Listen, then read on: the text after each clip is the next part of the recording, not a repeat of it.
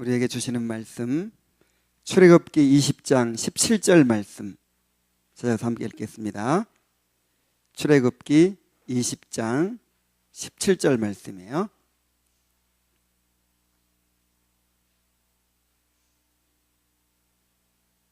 출애굽기 20장 17절 말씀을 우리 한 목소리로 같이 읽겠습니다.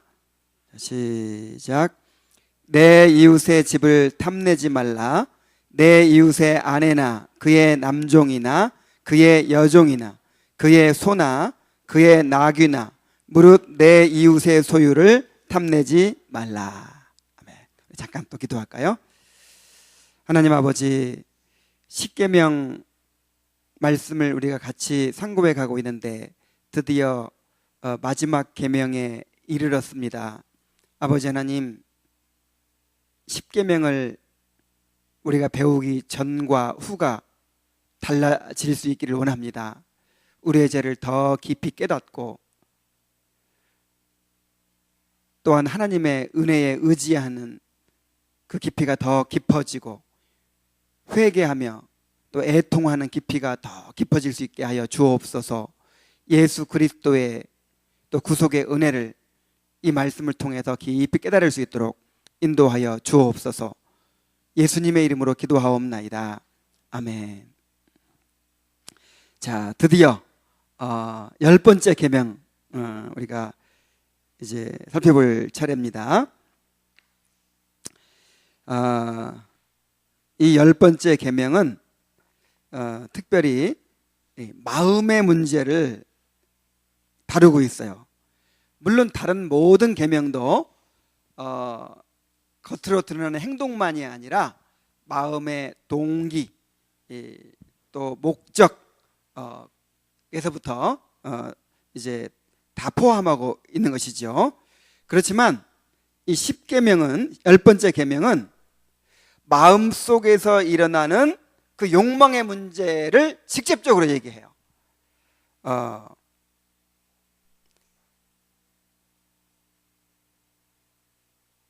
내 이웃의 집을 어떻게 하지 말아라? 탐내지 말아라. 이 탐낸다는 것은 어디에서 일어나는 일이죠?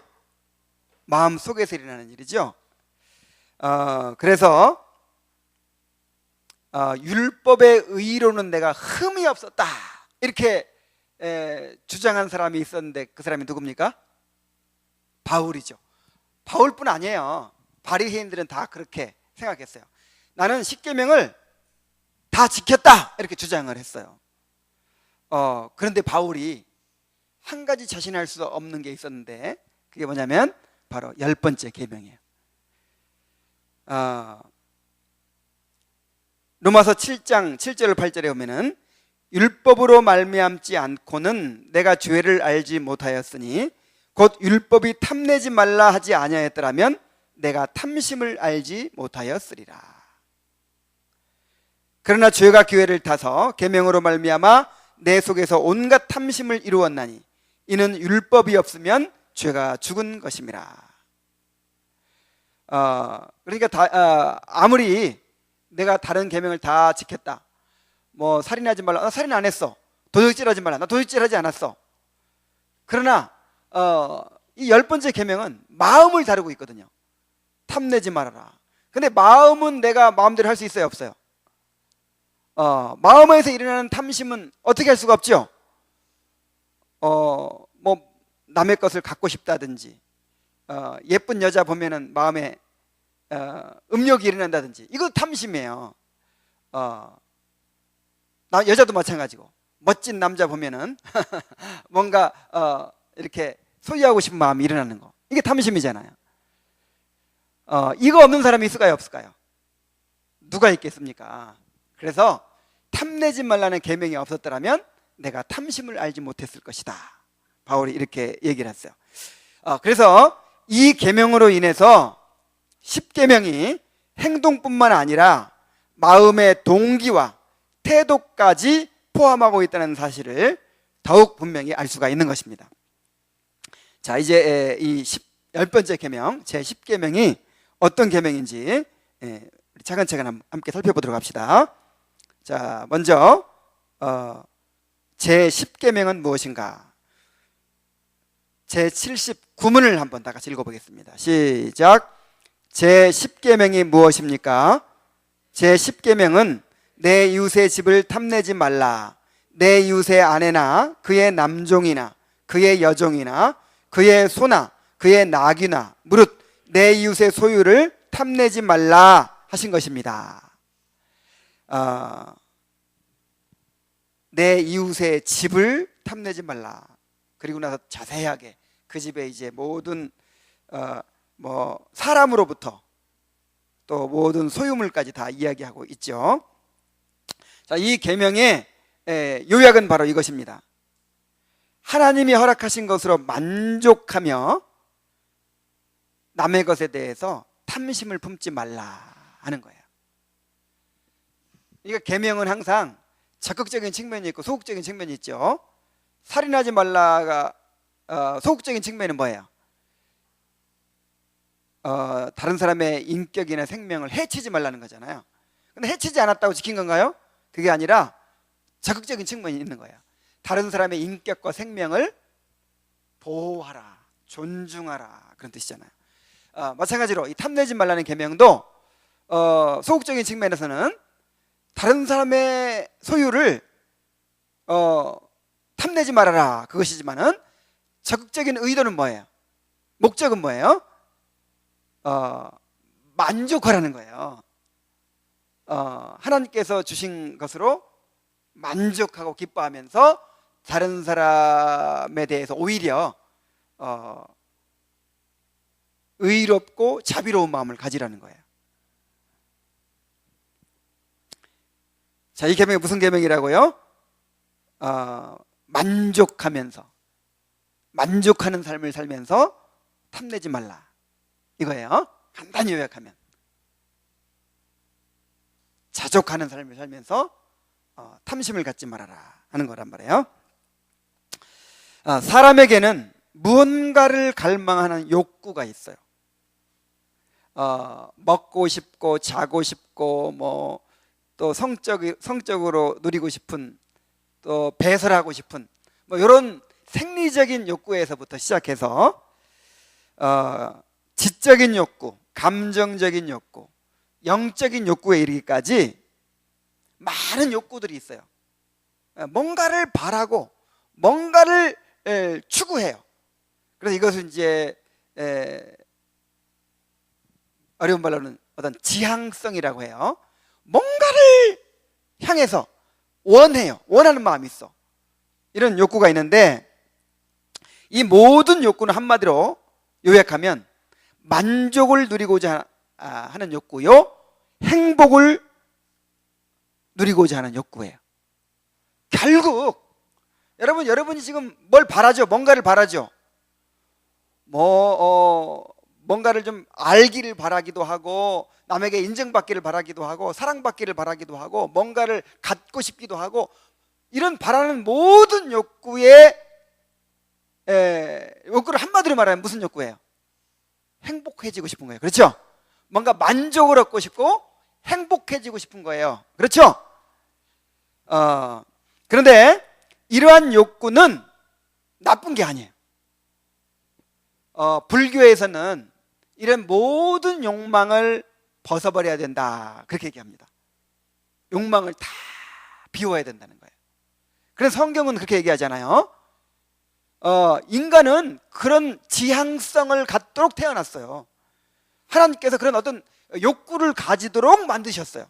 그래서 욕구 자체는 나쁜 거예요, 아니에요? 나쁜 게 아니야. 행복해지고자 하는 욕구, 뭔가 만족을 얻고자 하는 욕구, 이거는 절대로 잘못된 게 아니에요. 사람이 가진 기본적인 욕구는 하나님이 사람을 만들 때 넣어주신 거란 말이에요. 우리의 육체에 필요가 있기 때문에 육체적인 욕구가 있는 것이죠. 우리의 감정이 있기 때문에 감정적인 욕구가 있는 것이죠. 우리에게 영혼이 있기 때문에 영적인 영혼의 욕구가 있는 것이죠. 하나님이 우리를 하나님으로 인하여 즐거워하고 기뻐하고 만족하고 행복해지도록 그렇게 창조하셨기 때문에 우리에게 즐거움에 대한 욕구, 만족에 대한 욕구, 행복에 대한 욕구가 있는 것입니다. 요건 하나님이 심어주신 것이기 때문에 인간이라면 없을 수가 없어요. 문제는 욕구 자체가 아니라 그 욕구가 어디로 향하느냐 하는 거예요. 행복해지고자 하는 욕구가 나쁜 게 아니라 그랬죠. 근데 우리가 무엇으로 행복해지도록 지음받았죠? 하나님으로 행복해지도록 지음받았어요. 그런데 하나님으로 행복해지려고 하지 않고 하나님 외에 다른 것으로 행복해지려고 하는 거, 여기에 문제가 있단 말이에요. 여기. 그래서 탐심이라고 하는 게 뭐냐? 우리에게 주어진 이 욕구가 하나님이 정하신 범위를 넘어서서 다른 것들을 향해서 이제 그 욕망을 품게 될 때 그것이 바로 탐심이에요. 하나님이 허락하신 것으로 만족하지 못하고 이제 지나친 욕심을 품는 것이죠. 하나님이 금하신 것을 구하고 필요한 것 이상의 것을 구하고 금지된 것을 추구하는 것이죠. 우리의 욕구를 잘못 사용하는 것, 불법적으로 사용하는 것이 바로 탐심이에요. 그런데 이런 탐심은 모든 죄의 뿌리가 된다는 거예요. 모든 죄는 무엇으로부터 시작할까요? 탐심으로부터 시작이 됩니다. 야고보서 1장 14절 말씀 찾아보겠습니다. 야고보서 1장 14절.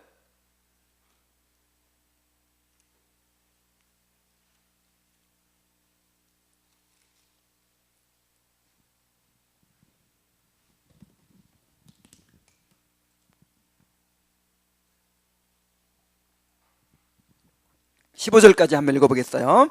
자, 시작. 오직 각 사람이 시험을 받는 것은 자기 욕심에 끌려 미혹됨이니 욕심이 잉태한 즉 죄를 낳고 죄가 장성한 즉 사망을 낳느니라. 자, 욕심이 죄를 낳고 죄가 사망을 낳는다. 그런데 여기서 보면 욕심은 죄가 아닌 것 같은데 욕심부터가 죄예요. 일단 욕심부터가, 마음에 욕심을 품으면 죄라고 그랬잖아요. 여자를 보고 마음에 음욕을 품는 자마다 이미 간음하였느니라. 그래서 욕심 품은 것 자체가 죄고, 이제 죄를 품었을 때 그것이 바깥으로 나오는 것이 이제 행동의 죄가 되겠죠. 그래서 모든 죄의 뿌리가 바로 탐심입니다. 탐심에서 하나님께 대한 반역이 나오고 사람에 대한 시기, 질투, 미움, 살인이 나오는 거예요. 자, 아담과 하와가 범죄할 때 무엇으로부터 시작했나요? 하나님께서 금하셨어요. 에덴 동산의 모든 나무의 실과는 마음대로 먹으라고 그랬어요. 그것으로 만족할 수 있어요. 충분히 만족할 수 있어요. 그리고 하나만 딱 금했어요. 선악을 알게 하는 나무의 실과 하나만 딱 금했어요. 이거는 건드리지 말아라. 이것이 이제 상징적인 거죠. 하나님의 그 나무가 아까워서가 아니라, 다시 말하면 너는 피조물의 위치를 지켜라. 그리고 그 이상을 넘어서지 말아라. 피조물의 위치가 뭐예요? 하나님을 의존해야죠. 그리고 하나님께 순종해야죠. 그런데 그리고 하나님께 영광을 돌리는 삶을 살아야죠. 근데 피조물의 위치를 넘어가지고 내가 하나님처럼 되겠다, 내가 중심이 돼서 살겠다, 이제 하나님 더 이상 의지하지 않고 하나님이 정해준 거 더 이상 기준으로 삼지 않고 내가 기준이 되고 또 내 힘으로 내가 하나님처럼 돼서 살겠다, 이런 탐심을 품은 거예요. 탐심. 그것이 이제 선악과를 따먹는 그것으로 나타났죠. 선악과를 왜 따먹었어요? 사단이 하나님이 이거 못 먹게 하지? 왜 못 먹게 하는 줄 알아? 이거 먹으면 네가 하나님처럼 될까 봐 그러는 거야. 이거 먹는 날에는 눈이 밝아져서 하나님처럼 돼. 그런 유혹을 받고 딱 보니까 먹음직도 하고 보함직도 하고 지혜롭게 할 만큼 탐스럽기도 한 거예요. 야, 이거 따먹으면 하나님이 그래서 따먹지 말라고 그랬구나. 하나님 나빠. 나를 하나님처럼 되지 못하게 만들려고 이렇게 하면서 하나님께 대한 불만을 가진 거예요. 불만족을 가진 거예요. 그리고 하나님이 금지한 거 이상으로 넘어간 거예요. 넘어가는 욕심을 품은 거예요. 그래서 아담과 하와가 타락하게 된 것이죠. 그런데 이 탐심은 우상숭배라고 그랬어요. 골로새서 3장 5절 말씀 보겠습니다. 골로새서 3장 5절 325페이지. 자, 함께 읽습니다. 시작. 그러므로 땅에 있는 지체를 죽이라. 곧 음란과 부정과 사욕과 악한 정욕과 탐심이니 탐심은 우상 숭배니라. 탐심은 뭐라고요? 우상 숭배. 그러니까 물질을 탐할 수도 있고 또 어떤 사람을 탐할 수도 있고 뭔가 이렇게 탐내는 게 있죠. 그 탐내는 것이 있으면 그것이 뭐다? 우상이라는 거예요. 우상. 왜 우상이 될까요? 사람은 누구를 통해서 만족할 수 있게 돼 있다고요? 하나님만을 통해서 만족하고 행복해질 수 있어요. 그런데 이제 하나님으로부터 독립해 가지고 이제 내 스스로 만족하고 내 스스로 행복해지려고 하는 거예요. 그러니까 하나님 대신 뭔가를 채워줄 것을 찾아야죠. 그것이 돈일 수 있고 그것이 권세일 수 있고 명예일 수 있고 그것이 사람일 수 있고 그것이 어떤 지식일 수 있고. 그러면 하나님 자리에 놓여진 이것이 뭐예요? 우상이죠. 우상.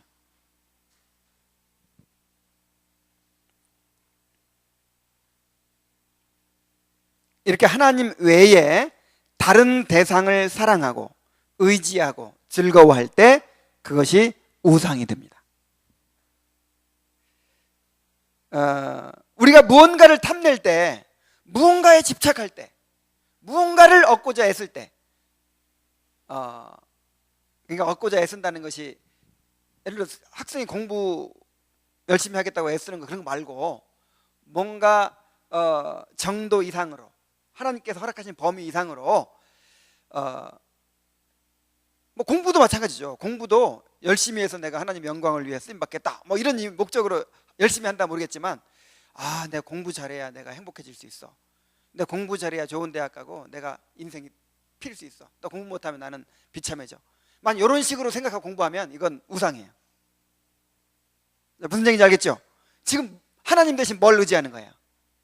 공부를 의지하는 거잖아요. 뭐든지 아무리 좋은 거라도 그것을 내 행복의 근거로 삼고 그것을 의지하면 그것이 우상이 되는 것입니다. 그래서 제1계명과 10계명은 서로 연결이 되는 거예요. 제1계명이 뭐였죠? 나 외에 다른 신을 내게 있게 말지니라 그랬죠. 그런데 제10계명이 뭐예요? 탐심을 품지 말라. 다시 말해서 하나님 말고 다른 것으로 만족하고자 하고 다른 것을 얻어서 그것 의지해서 살려고 하고 이렇게 뭔가를 이제 탐욕을 품는 거, 그것이 바로 우상이잖아요. 그래서 1계명이 우리 1계명 시작할 때 10계명 전체 요약이라고도 할 수 있다고 그랬죠. 1계명 10계명도 마찬가지예요. 이 10계명이 10번째 계명이 모든 계명의 요약이라고 할 수 있어요. 1계명과 10계명은 서로 연관이 되죠. 이것을 지난번에 수미상관이라고 했었죠. 이렇게 수미 상관이 되는 거예요. 1계명과 10계명도. 자, 이제 구체적으로 이 10번째 계명을 어떻게 우리가 지켜야 되는지 우리 살펴봅시다. 제10계명에서 명하는 것은 무엇인가? 자, 제80문을 읽습니다. 시작. 제10계명에서 명하는 것은 무엇입니까? 제10계명에서 명하는 것은 우리 자신의 처지에 완전히 만족하며 이웃과 그의 모든 것에 대하여 의롭고 자비로운 마음을 갖는 것입니다. 자, 그러니까 적극적인 면에서는 뭐예요? 우리 자신의 처지에 어떻게 하라? 완전히 만족하라는 것이고, 그 만족하기 때문에 이웃에 대하여 탐내거나 시기하거나 그러지 않고 오히려 의롭고 자비로운 마음을 갖게 되는 거죠. 자, 먼저 우리 자신의 처지에, 형편에 완전히 만족하는 것에 대해서 한번 살펴봅시다. 이거를 성경에서는 뭐라고 부르냐면은 자족하는 삶이라 이렇게 얘기해요. 우리 한번 따라해 봅시다. 자족하는 삶. 빌립보서 4장 1절로 13절에 그것이 나와 있어요. 빌립보서 4장 1절로 13절.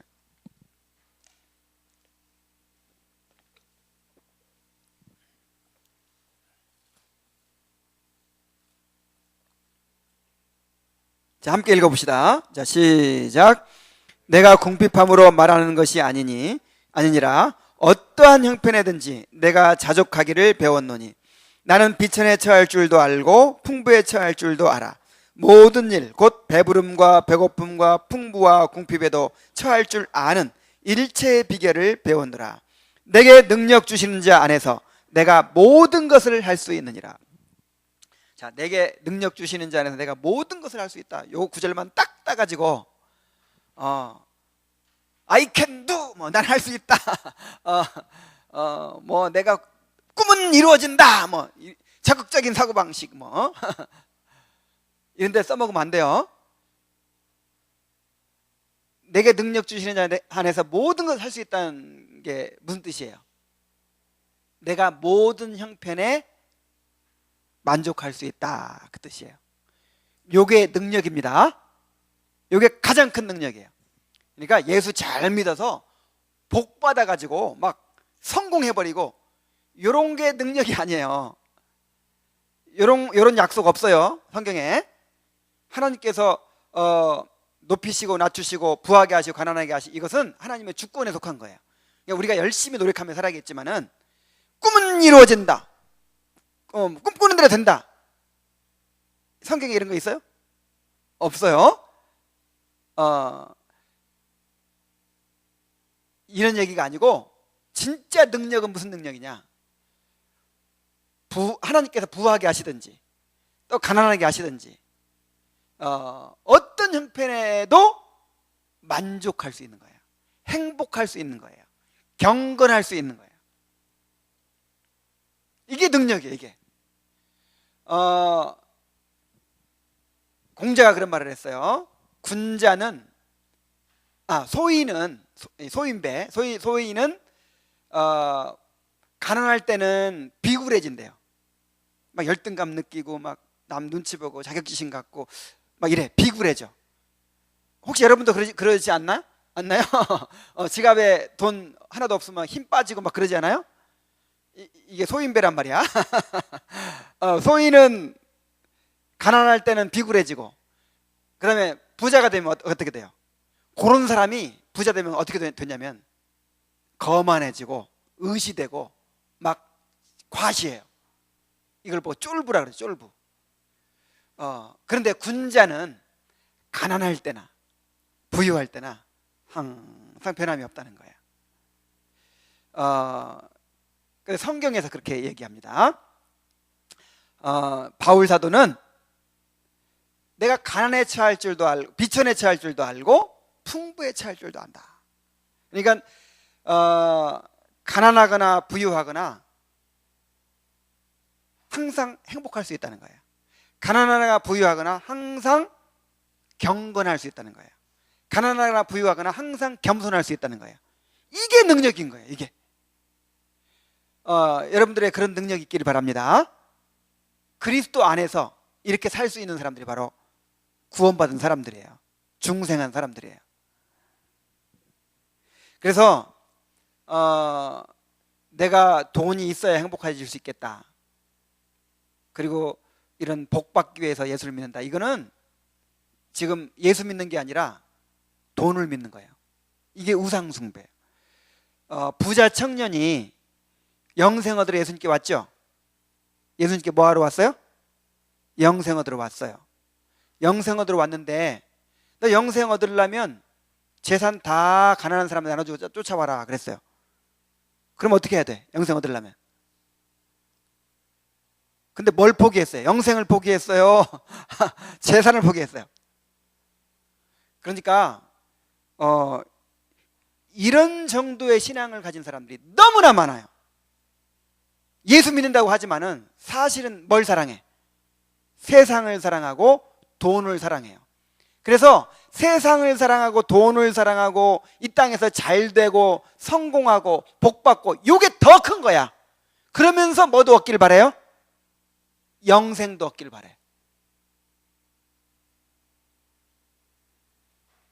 이런 사람 영생 못 얻습니다.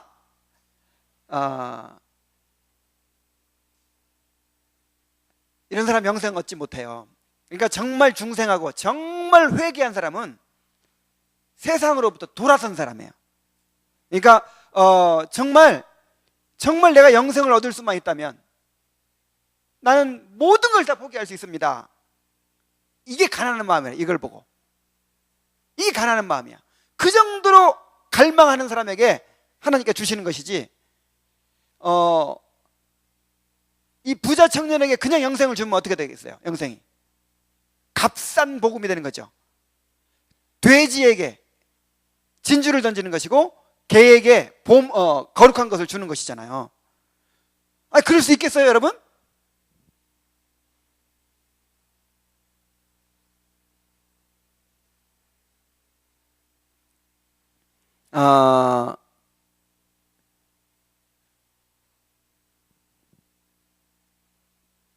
내가 무슨 얘기하다가 그렇게 했는지 잊어버렸네. 그래서 정말 구원받는다고 하는 것은 내 인생 전체를 사로잡을, 정말 모든 것으로부터 자유해질 수 있는 그런 보물을 발견하게 되는 거예요. 밭에 감추인 보화를 발견한 사람이 자기의 모든 소유를 다 팔아서 그걸 샀죠. 바로 이게 구원이에요. 이게 하나님 나라를 발견하는 거예요. 그러니까 이런 사람은요, 자족하게 되는 거예요. 그래서 초대교인들이 예수 믿으면 다 잃어버리잖아요.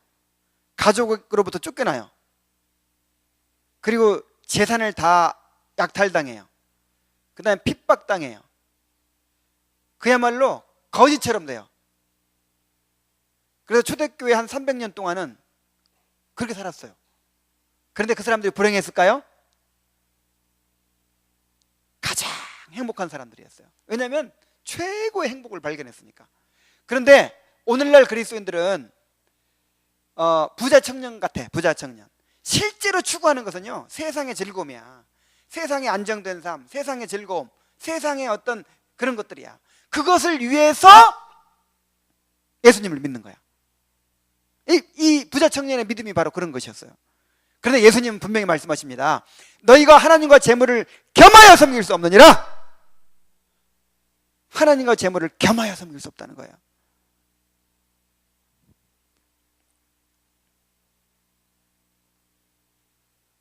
이 자족한다는 것은 하나님으로 인해 만족한다는 뜻입니다. 내 스스로에게 만족하는 것이 아니고, 혹은 내가 가지고 있는 것 때문에, 내가 누리고 있는 것 때문에 만족하는 것이 아니고 하나님 때문에 만족하는 거예요.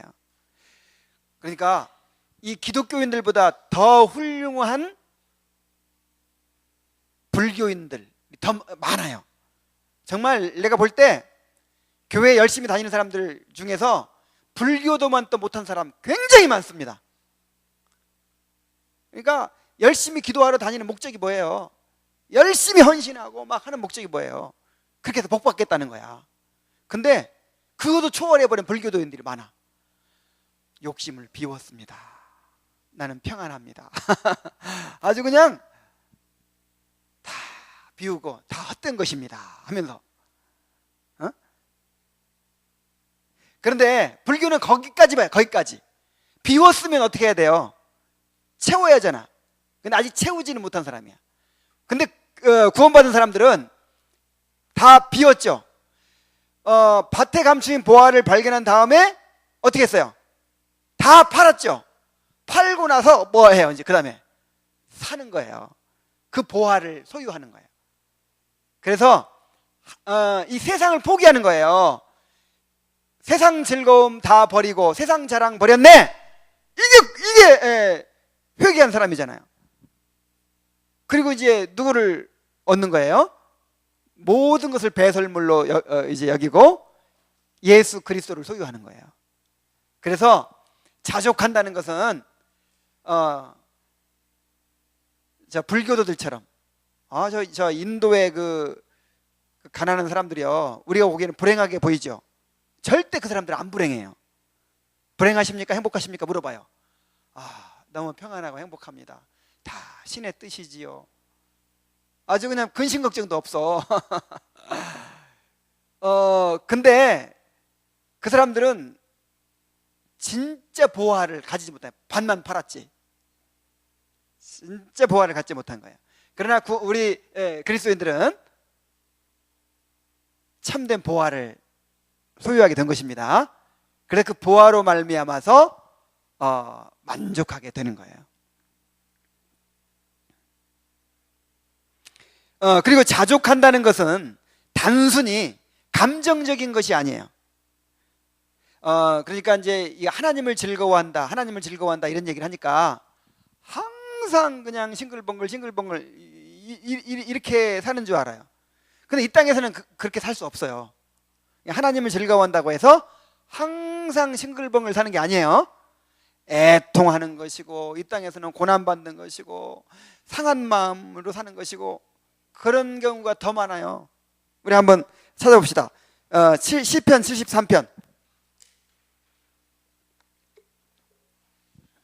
시편 73편.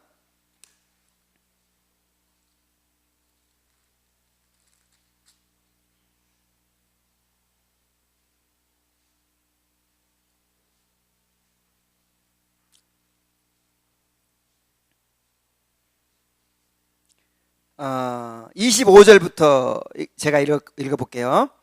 하늘에서는 주 외에 누가 내게 있으리요? 땅에서는 주밖에 내가 사모할 리 없나이다.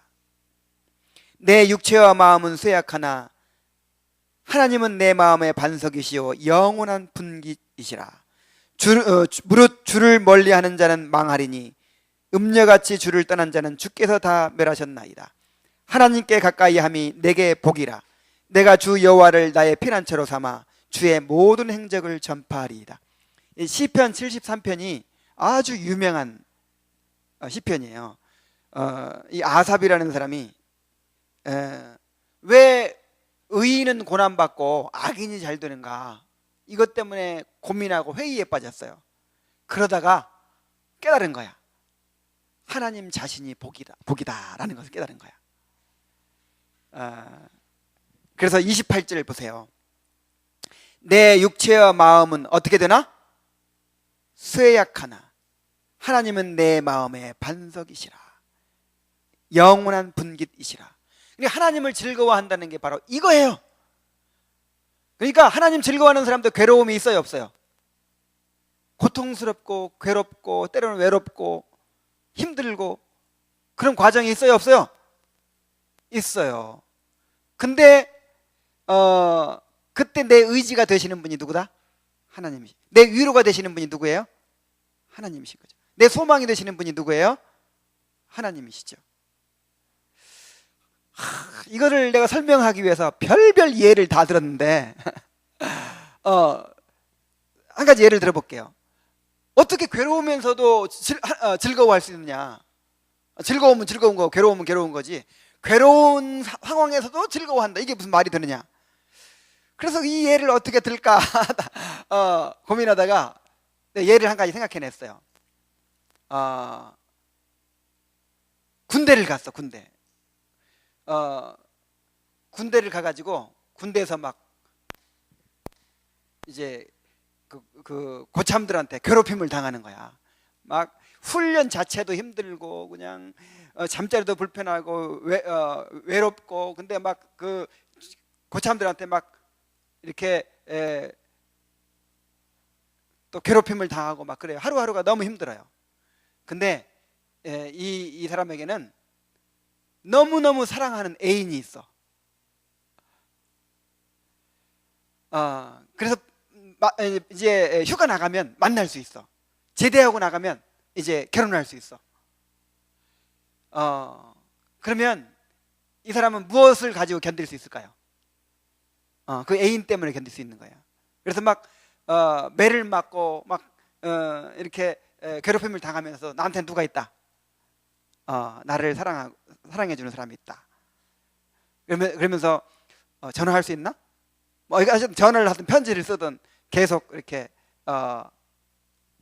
연락도 하고 또 휴가 때 만나고 하면서 그 힘으로 견뎌내는 거예요.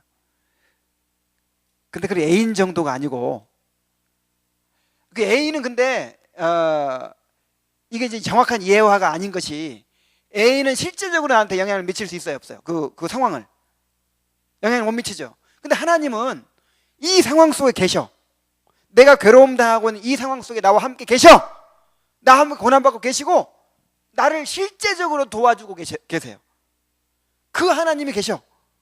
그리고 이런 모든 고통과 환난의 의미를 부여하시고 이것을 통해서 나를 빚어가시고 나에게 나의 영원한 구원을 완성해 가시는 거예요. 그러니까 하나님을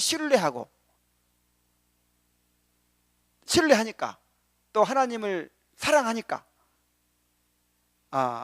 하나님을 나의 위로로 삼고 즐거움으로 삼으니까 만족할 수 있는 거예요. 자족할 수 있는 거예요. 자, 무슨 얘기인지 알겠죠? 군대에서 당하는 고통은 의미가 없다니까? 근데 지금 내가 당하는 고통은 하나님이 의미 있게 만들고 계시는 거예요. 의미를 부여해 주시는 거예요. 합력하여, 모든 일이 합력하여 뭘 이루느니라? 선을 이루느니라. 그러니까 하나님 바라보면, 하나님 의지하면 이겨낼 수 있는 거예요. 이것이 바로 하나님을 즐거워한다는 의미입니다. 정말 이걸 깨닫게 되길 바라요.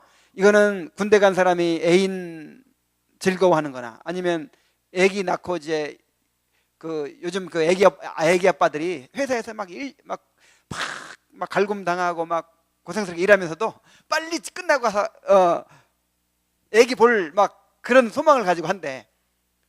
그런 거하고 비교할 수가 없는 거야. 하나님 즐거워한다는 거는.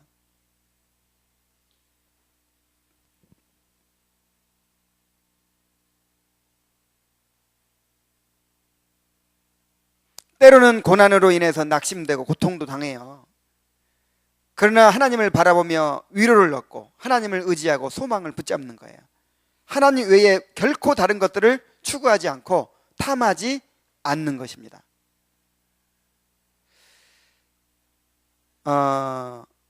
루터도 이 그리스도인의 고난에 대해서 어제 심야 기도에 설교했던 거 들어보세요. 나중에 루터도 그리스도인의 고난에 대해서 이야기를 많이 했지만 칼빈도 그렇게 많이 이야기를 했더라고요.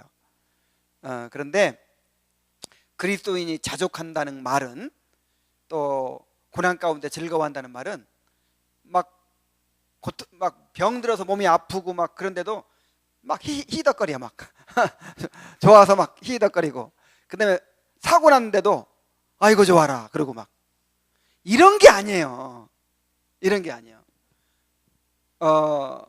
슬프고 애통하고 괴롭고, 아니 고통스러운 일 당하면 고통스러워야 그게 정상이지, 그죠?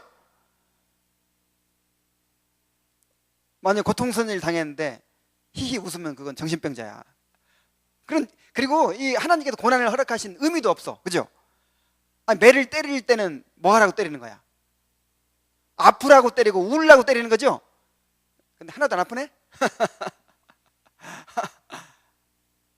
이러면 이건 매 효과도 없잖아. 그래서 이걸 어떤 사람들은 내가 볼 때 굉장히 고통을 당하고 어려움 당하고 있거든요. 아, 괜찮습니다. 나는 하나도 괴롭지 않습니다. 아, 기뻐요. 감사해요. 이건 뭔가 잘못된 거야. 그래서 칼빈도 정말 우리가 힘들 때 울고 아파하고, 이건 너무나 당연한 일이고 이건 정상적인 일이라고 그랬어요. 그런 마음을 하나님께 나오는 거지. 자, 그래서 우리 자신의 처지에 완전히 만족하는 것이다 그랬어요. 자족하는 것이다. 그리고 자족하기 때문에 이웃과 그의 모든 것에 대하여 의롭고 자비로운 마음을 갖는 거예요. 이웃이 잘 되기를 바라고 돕는 거예요. 이웃의 행복을 기뻐하는 거예요. 내가 만족이 없으면 이게 안 되겠죠? 내가 만족이 없으면 이것이 안 돼. 이웃이 잘 되는 거 보면 배 아프게 되잖아요. 이게 다 뭐냐면 내가 지금 탐심이 있다는 증거예요. 만족하지 못하고 있다는 증거예요. 자, 그것은 이제 다음에 더 자세히 얘기합시다. 자, 우리 자신이 하나님으로 만족하고 즐거워할 때 탐심을 극복하며 이웃에 대하여 의롭고 자비로운 마음을 가질 수가 있는 것이죠. 자, 세 번째로 제10계명에서 금하는 것은 무엇인가? 81문을 한번 읽어보겠습니다. 시작. 제10계명에서 금하는 것이 무엇입니까? 제10계명에 금하는 것은 우리 자신의 산업에 대한 모든 불만족입니다. 그리고 이웃의 유익을 시기하거나 배아파하는 것과 이웃에게 속한 것에 대해 부당한 행동을 하는 것과 감정을 갖는 것입니다. 그랬어요. 자, 첫째, 그러니까 명하는 것이 뭐라고 그랬어요? 자족하는 것이고, 현재 내 형편에 대해서 어떻게 하는 거? 자족하는 거. 그 다음에 다른 사람의 가진 것에 대해서 의롭고 자비로운 마음을 갖는 거라고 그랬어요. 이게 반대죠. 금하는 것은 뭐냐? 첫째, 우리 자신의 산업에 대한 모든 불만족이에요. 불만족. 여러분, 지금 여러분 자신의 처지에 대해서 만족하십니까? 아니면 불만족하십니까?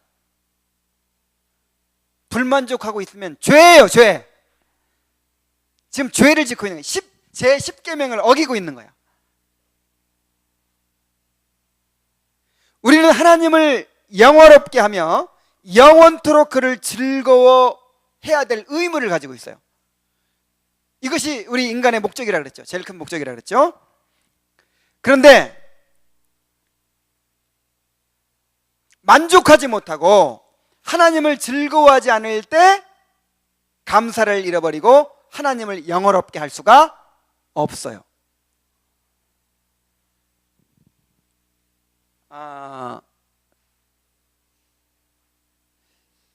예를 들어서 이제 내가 어디 가보니까 너무 좋은 거예요.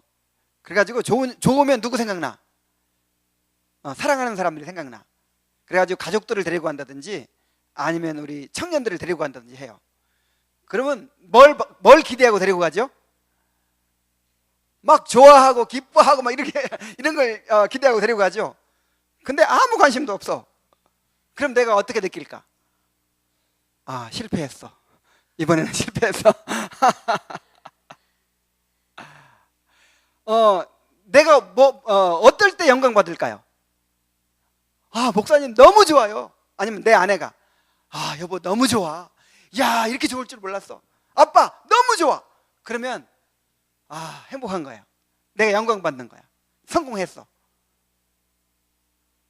근데 나는 막 좋아할 줄 알고 데리고 갔더니 완전히 막 관심도 없고 실망하고 막 그러는 거야. 그러면 완전히 내가 실패감을 느끼는 거야. 바로 하나님께 영광 돌린다는 것이 이것입니다.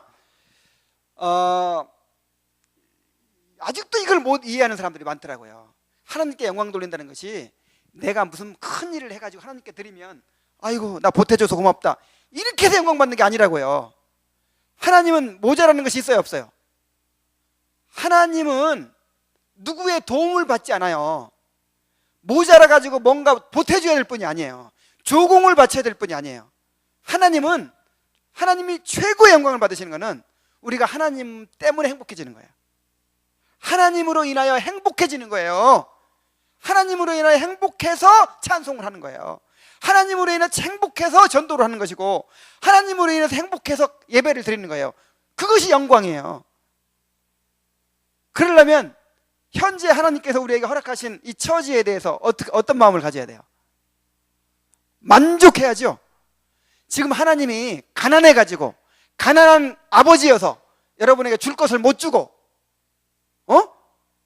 부족하게 하고 막 이러고 있어요? 아니면은 능히 모든 걸 채워주실 수 있는 하나님이신데 여러분에게 지금 최선의 환경으로 최선의 조건으로 그렇게 인도하고 계십니까? 다시 물어보겠어요.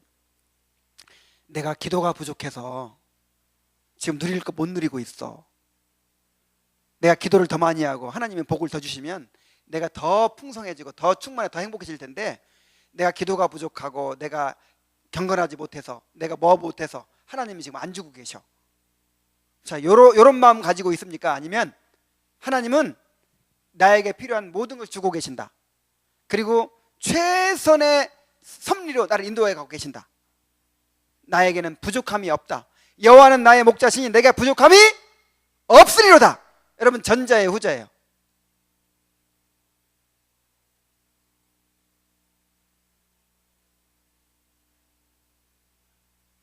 우리 한번 따라해 봅시다. 여호와는 나의 목자시니 내가 부족함이 없으리로다. 아멘? 여러분, 그것을 한번 집에 가서 곰곰이 되새겨 보세요. 내가 정말 그렇게 믿고 있는가? 내가 현재 병들었더라도, 내가 지금 가난하더라도, 아니면 내가 뭔가 집이 없더라도, 내가 뭔가 없더라도 하나님이 가난해가지고 못 주는 거 아니에요. 하나님의 섭리예요. 선하신 섭리예요. 믿습니까? 내가 지금 고생스러운 환경에 있더라도 하나님이 지금 나를 최선의 상황 속에서 그 목적을 이루기 위해서 인도해 가고 계시는 거예요. 요거 믿는 게 하나님 믿는 거야. 믿습니까? 그러면 어떤 처지에 있어도 만족할 수 있단 말이에요. 어떤 처지에 있어도. 그러니까 만족할 수 있다는 게 아까 얘기했죠? 막 싱글벙글 하고 있어야 만족이 아니라고. 고통스러우면서도 만족할 수 있는 거예요. 어떤 사람은 굶고 막 굶으면서도 만족하더라고. 다이어트 프로그램 진행하면서 막 굶어가지고 다 죽게 생기면서 이번에는 효과가 있어. 만족해. 왜요? 내가 지금 고통당하는 것이 어떤 목적을 이루어가고 있는 것이니까. 지금 우리를 하나님이 구원을 이루어가고 계시는 거예요. 영원한 구원을 이루어가고 계시는 거예요. 그래서 지금 최선의 상황으로 인도하고 계시는 거예요. 그 하나님을 우리가 믿어요. 그러니까 바울이 감옥에서도 만족할 수 있는 거야.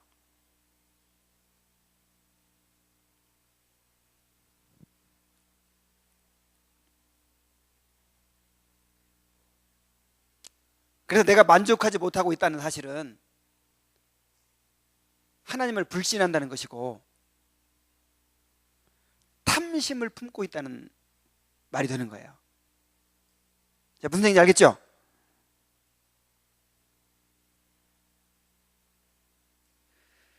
불만족에서 탐심이 나옵니다. 인간에게는 만족을 얻고 행복해지고자 하는 욕구가 있는데, 이런 행복해지려고 하는 욕구 자체가 문제가 아니라 하나님이 아닌 다른 것으로 행복해지려고 하는 것이 문제입니다. 그래서 끊임없이 다른 것들로 자신의 욕구를 채우려고 하는데 이것이 탐심이에요.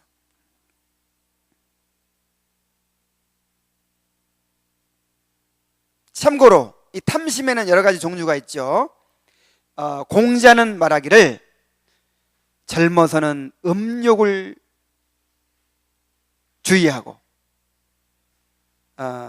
나이가 들어서는 물욕을 주의하고 늙어서는 명예욕을 주의해라 그랬어요.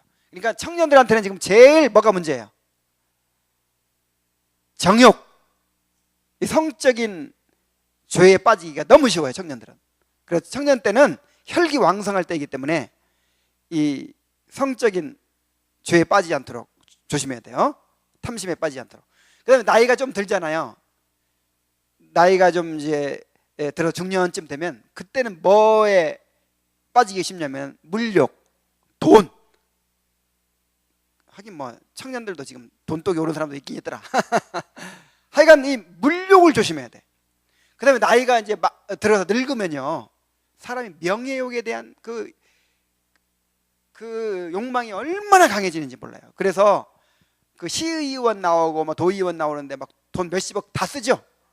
그거 나오면 뭐가 좋다고? 박사학위 딸라고. 이야, 그 박사학위 하나 딸라고 그렇게 돈 막 몇천만 원 막 쓰고 그냥 그렇게 고생하고 막 그렇게 하는 거예요. 물론 이제 좋은 동기를 하는 사람도 있지만은. 자, 한 가지 한번 살펴보겠습니다. 먼저 성적인 욕망. 결혼 관계에서 누리는 정상적인 욕구는 절대로 잘못된 게 아니에요. 하나님께 주신 거니까, 성적인 욕망도. 그러나 결혼 관계를 떠나서 경험하고자 하는 모든 내적인 외적인 욕망은 다 간음죄라 그랬어요, 예수님께서. 마음속으로 일어나는 것일지라도 간음죄입니다. 그래서 성적인 욕망을 잘 다스려야 돼요. 성경에서 죄에 대해서 얘기할 때 가장 많이 언급한 죄가 무슨 죄일까요? 이 성적인 죄예요. 성적인 죄. 하나님의 뜻은 이것이니 너희의 거룩함이라. 각각 음란을 버리고. 그래서 우리가 성화를 이루어가는 데 있어서 가장 극복해야 될 죄가 있다면 이 성적인 문제예요. 그래서 여러분들 청년들이기 때문에 이것을 잘 다스려야 됩니다. 이 성적인 욕망을 다스리지 못하면은 이것은 불과 같아가지고 성냥불 하나 아무것도 아니죠. 근데 그걸 다스리지 못하고 내버려 두면 활활 타서 나중에는 집을 다 태워버려. 그래서 예를 들어서 그렇게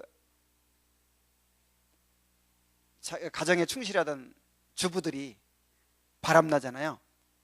그러면 애기도 버려버려요. 애기도. 진짜 모종보다 더 강한 게 어디 있어요? 근데 애기도 버려버려. 그러니까 이런 꼭 성적인 거, 어떤 육체만이 아니죠. 이 정신적인 그런 까지 포함해서 거기 한번 빠지면은, 사로잡으면은 배는 게 없는 거야. 그 정도로 강해요. 그래서 디모데후서 2장 22절에 또한 너는 청년의 정욕을 피하고 주를 깨끗한 마음으로 부르는 자들과 함께 의와 믿음과 사랑과 화평을 쫓으라. 그래서 이 말씀은 우리가 너무 자주 봤죠. 우리 한번 따라해 봅시다. 피하고 함께 쫓으라. 다시 피하고 함께 쫓으라. 이 세 가지가 반드시 있어야 돼요. 일단 피해야 돼, 적극적으로. 그러니까 이런 성적인 죄에 빠질 만한 환경을 피하라는 거예요. 그러니까 결혼 전제로 하지 않은 그런 이성교제 이런 것도 피하는 게 좋아요. 이성교제는 뭘 전제로 해야 돼? 그래서 이성교제는 몇 살부터 해라 뭐 이런 법은 없으니까 일찍 결혼하고 싶으면 일찍 하세요. 뭐 20살에 하든 19살에 하든 일찍 해도 좋아. 근데 어쨌든 뭘 전제로 해라? 왜냐하면 내 배우자를 찾기 위한 과정이니까, 이성교제는. 근데 세상 사람처럼 그렇게 하지 말란 말이야. 그냥 만났다 헤어졌다, 만났다 헤어졌다고. 만났다 하면 그냥 부부 행사를 해버려, 육체적으로. 이거는 결혼관계 안에서만 누릴 수 있는 건데, 이건 정말, 이거는 이 시대에 아주 타락한 죄악이에요. 그 다음에 음란한 영화라든지 게임이라든지 무슨 야동이라든지 이런 것도 피해야 되겠죠. 하여간 어쨌든 뭔가 이런 죄에 빠질 만한 거, 마음의 음욕을 품으면 가늠한 거라 그랬으니까 마음의 음욕을 품게 만드는 그걸 피해야겠죠. 근데 피하기만 해가지고는 절대 이길 수가 없어. 피하다 나중에 완전히 빠져버리게 돼. 어떤 사람이 뭐 회사에서 집까지 오는 동안 술집을 뭐 10개를 지나칠 동안 참았대요. 그리고 집에 와가지고는 왕창 마시고 뻗었대. 이런 식으로 되는 거예요. 피하기만 하면. 근데 뭐가 있어야 돼? 쫓아야 돼. 목적이 있어야 돼. 의와 믿음과 사랑과 화평을 쫓아라. 그러니까 어떤 내 마음을 사로잡는 가치, 목적이 있어야 돼. 하나님을 알아가는 일에, 정말 하나님을 알아가는 일에 맛을 느끼고 기쁨을 느끼고 거기에 매진해야 돼요. 근데 나 혼자 돼야 안 돼요. 안 되니까 함께가 있는 거예요. 함께. 주를 깨끗한 마음으로 부르는 자들과 함께. 우리 인간은 카멜레온 같아가지고, 카멜레온은 어떤 환경에 가면 그 색깔이 나와요. 그래서 우리 인간이 똑같아요. 예를 들어 여러분들을 그냥 쓰레기 같은 그런 대화만 나누는, 무슨 뭐 연예인 누가 이번에 뭐 헤어졌대 만났대 해가면서 막 순전히 막 그런 얘기만 하는 그런 딱 갖다 놔보세요. 그럼 여러분한테서 그 쓰레기 본성이 나와. 똑같아. 근데 여러분들을 어떻게 하면 구원을 받을까, 어떻게 하면 하나님을 알까, 막 죄를 회개하고 막 이런 교제하는데 딱 갖다 놓으세요. 그럼 여러분 중에 또 그런 부분이 있어요, 없어요? 있어. 카멜레온이라니까. 이제 그런 부분이 활성화돼, 활성창이 돼. 그래, 그 부분이 계속 이제 개발이 되는 거예요. 그래서 여러분들이 정말 정욕을 이기고 의와 사랑과 화평을, 믿음과 화평을 쫓는, 하나님을 알아가는 그런 목표를 가진 사람이 되려면 함께 해야 돼. 어떤 사람들과 함께? 주를 깨끗한 마음으로 부르는 자들과 함께. 그리고 나는 우리 상록교회 이 형제 자매들만 같은 사람이 나는 없다고 생각해. 그래서 이런 사람들과 같이 하는 거예요. 같이 교제도 같이 하고, 같이 말씀도 나누고, 책도 읽고 함께 나누고, 놀아도 이런 사람들과 같이 놀아요. 자, 그 다음에 두 번째, 물질에 대한 욕망이 있어. 물질을 쌓아놓고 그 물질을 통해 만족을 얻고자 하는 그런 욕망이 있습니다. 그리고 돈을 사랑하는 거, 이것도 돈을 사랑하면 일만하게 뿌리가 된다 그랬잖아요. 자, 돈을 내가 사랑하는 사람인가 안 사랑하는 사람인가? 하나님께 드리는데 인색해, 다른 사람에게 나누는데 인색해, 그럼 사랑하는 사람이야. 자유로워야 돼요. 후회해야 돼. 그래서 돈을 사랑하지 않고 돈을 우상으로 만들지 않는 방법 중에 하나가 적극적으로 나누는 거예요. 적극적으로 드리는 거예요. 그러면서 돈을 지배하는 거예요, 내가. 그리고 돈뿐 아니에요. 물질에 대한 욕망은 옷, 자동차, 전자제품 같은 물건에 대한 지나치는 애착, 쇼핑 중독, 이런 것으로 나타나요. 어떤 사람은 자동차 하나 사가지고 뭐 하여간 막 기스 하나 나오면 막 그냥 길길이 날뛰고 뭐, 아이고, 요것도 이게 물질 우상이야. 그리고 뭐 이 IT 기기 신제품 나오면 그냥 안 사고는 못 빼겨. 계속 바꾸는 거야. 또 뭐가 있죠? 옷에 대한 또 욕심이 있는 사람이 있어. 옷. 그래가지고 계속해서 옷을 사는 거야. 신발을 계속 사는 거야. 쇼핑 중독. 이런 거 다 넓게 말해서 물질 중독에 속한 거야. 물질 중독. 이런 게 다 탐심이에요. 우상이에요. 그래서 여러분들은 이런 것이 무슨 죄냐 이렇게 생각할 수 있는데 왜 이렇게 죄가 되는지 아세요? 예를 들어 공부하는 학생이 공부와 관계 없는 거 빠져 있어 지금 막. 뭐 예를 들어 뭐가 있을까? 그러면 엄마가 걱정하겠죠. 왜냐면 그거 자체는 크게 나쁘지 않더라도 뭘 못하게 돼 그러면 공부를 못하게 되잖아. 그래서 마귀는 항상 좋은 것을 통해서 가장 좋은 것을 얻지 못하게 하는 거예요. 마귀가 IQ가 5000이래 진용식 목사님에 의하면. 그래서 멍청하게 나쁜 거 주면서 요거 택해라 그럴 줄 알아요? 좋은 거를 주는 거예요. 좋은 거. 정말 하나님을 위해서 막 하는 것처럼 느껴지는 거예요. 그런 걸 제시하는 거예요. 그러면서 뭘 놓치게 만들어? 가장 좋은 거를 놓치게 만드는 거예요. 그래서 정말 취미 생활에 빠지고 그 다음에 그러니까 취미 생활도 나쁜 게 아니에요. 좋은 거잖아요. 근데 이제 과항이 되는 거지. 매니아가 되면 문제예요. 뭐든지 나를 이렇게 자유롭지 못하게 하는 거 있으면 그게 우상이야. 우상. 말하자면 포기할 수 있어야 돼. 축구 좋아하는 거 나쁜 거야 좋은 거야? 뭐 나쁜 게 아니지. 좋은 거지. 근데 축구 때문에 월드컵 축구 오늘 해 그래가지고 교회를 못 나가. 그러면 이거 완전히 우상이야. 축구 보느라고 성경을 못 읽어. 그러면 우상이야.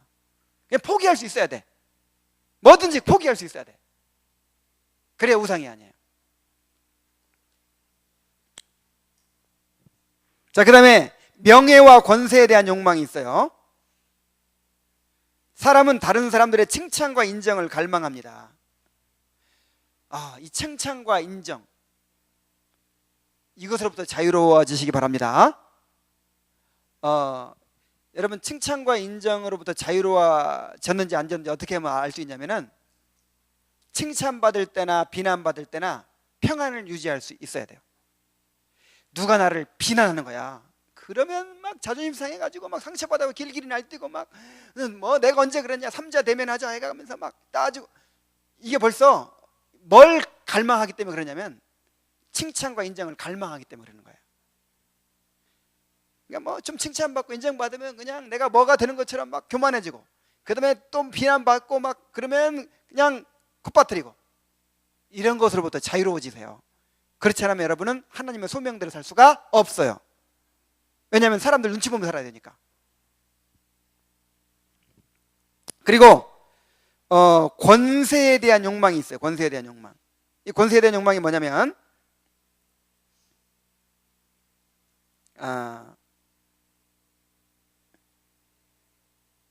사람들을 마음대로 통제할 수 있는 그런 힘을 갖고 싶은 거지. 그래서 이왕이면 청년회에서도 뭐 돼야 돼? 회장 돼야지. 그 다음에 팀에서도 뭐가 되면 좋아? 이왕이면 내 마음대로 할 수 있는 리더가 돼야지. 이왕이면 하여간 뭐든지 좀 장자리, 높은 자리 이렇게 해가지고. 왜 그걸 사모할까요 사람들이? 왜 대통령 되고 싶어 하죠? 여러분 대통령 돼가지고 행복해지는 거 봤어 못 봤어? 요건 다 얻어먹고. 근데 왜 그렇게 대통령 되고 싶어 하죠? 통제할 수 있는 힘, 통제하고 싶은 욕구가 있어요. 자, 무슨 욕구? 요게 그러니까 내 마음대로 하고 싶은 거야. 그러니까 이 권세가 높아질수록 내 마음대로 할 수 있어. 누가 통제 당하기보다는 내가 통제하고 싶은 거야. 요게 내가 하나님 되고 싶어 하는 욕망에서 나온 거예요. 이런 것으로부터 자유로워지시기 바랍니다. 정말 이런 것으로부터 자유로워져야 돼요. 내가 어떤 위치에 있든지 내가 다스리는 위치가 아니라도 좋은 거예요. 내가 다스림을 받는 위치에 있더라도 만족할 수 있어야 돼요.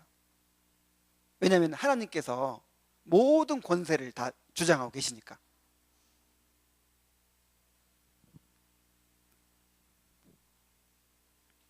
이러한 욕망은 오직 하나님 안에서 만족하게 될 때에만 극복될 수 있습니다. 하나님께 의롭다 하심을 받고 하나님의 영광을 소유하게 될 때 이런 것으로부터 자유로워질 수 있는 것이죠. 자, 그 다음에 이웃의 유익을 시기하거나 배아파하는 것, 이웃에게 속한 것에 대해 부당한 행동을 하는 것, 감정을 갖는 것. 자, 이것을 금했죠. 자, 하나님으로 만족하지 못하면, 내 처지에 지금 하나님을 온전히 신뢰하고 만족하지 못하면 이 땅의 것들로 만족을 누리고자 하게 되죠. 그런데 이 땅의 자원은 한정되어 있기 때문에 먼저 차지해야 되잖아요. 그래서 남의 것을 뺏을 수밖에 없어요.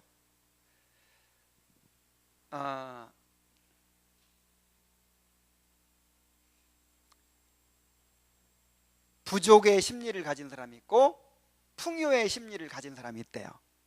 자, 무슨 심리? 부족의 심리, 풍요의 심리. 그럼 우리 그리스도인은 어떤 심리일까요? 자족하는 마음이니까 풍요의 심리겠죠. 자, 부족의 심리 예를 들어 볼게요. 내 친구 중 하나가 삼성전자 다니는 부잣집 아들하고 결혼한데 청첩장 왔어. 그럼 딱 보는 순간 이거 나는 뭐야. 부러우면서 그다음에 시기심이 나면서 내가 갑자기 그냥 이렇게 그런 마음이 들죠. 그래서 나도 마찬가지야. 나도 아니 굉장히 이거 실력도 없고 그러던데 나보다 훨씬 뒤에 목회한 사람이 교회가 막 커졌대. 그래가지고 교회 새로 지었다고 헌당식 오래 뽑아왔어. 가기도 싫어. 그러면서 은근히 막 이런 생각이 드는 거야. 트럼프 씨가 육신적으로 했을 거야. 말씀 들어. 아니 그런 방향으로 막 생각하고 싶어져 막. 여러분들 그런 마음 들 때 있죠. 여기 이제 시기심, 부러워하는 거, 부러워하고 시기심 나고 배 아파하고 이게 지금 내가 어떤 상태에 있다는 거예요. 하나님으로 만족하지 못하고 있고 하나님을 신뢰하지 못하고 있고 그 다음에 탐심을 가지고 있다는 뜻이잖아요. 그래서 그럴 때는 어떻게 해야 될까요? 회개해야 돼. 회개.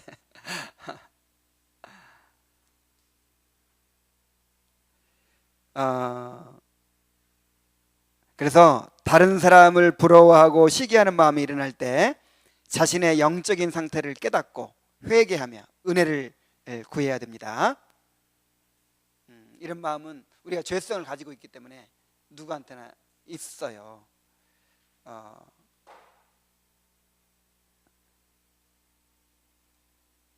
자, 결론을 맺습니다.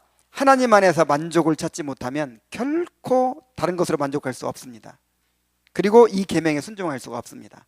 이 계명에 순종하고자 힘쓰면서 우리의 죄를 발견해야 돼요.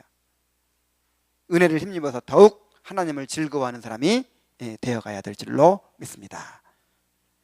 우리 기도하겠습니다. 오늘 말씀에 대해서 우리 한번 같이 기도합시다. 오늘 우리가 배운 10번째 계명은 하나님을 신뢰하고 하나님을 즐거워하기 때문에 현재 내게 허락하신 처지에 완전히 만족하면서 다른 사람에 대해서 부러워하지 않고 시기하지 않고 배아파하지 않고 다른 사람이 잘 되기를 바라고 다른 사람의 행운을 기뻐해 주는 그런 사람이 되라는 거예요. 내 안에 정말 그런 자족하는 마음이 부족한 거, 또 다른 사람의 정말 축복을 기뻐해 주지 못하는 이런 마음들을 자백하고 정말 그런 사람이 될 수 있도록 해달라고 우리 각자 한번 기도하겠습니다.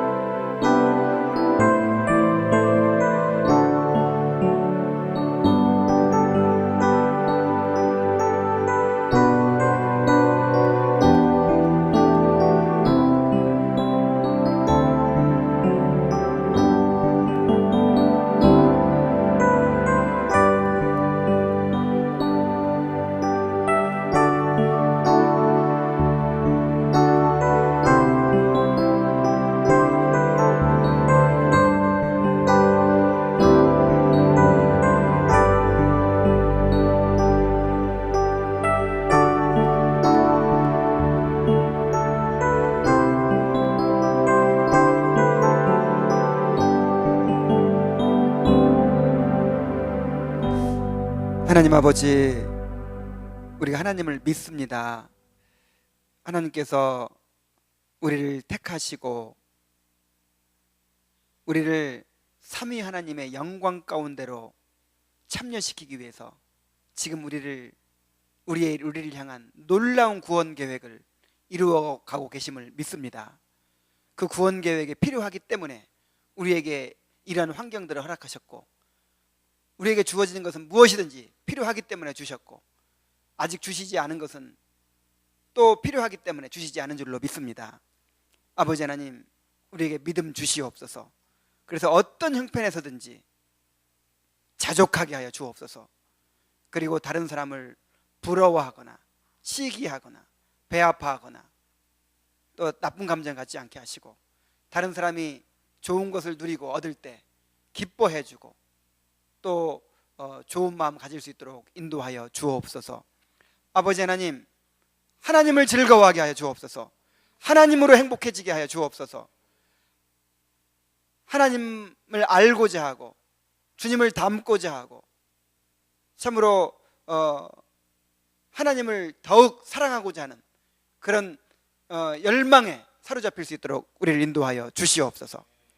예수님의 이름으로 기도하옵나이다. 아멘.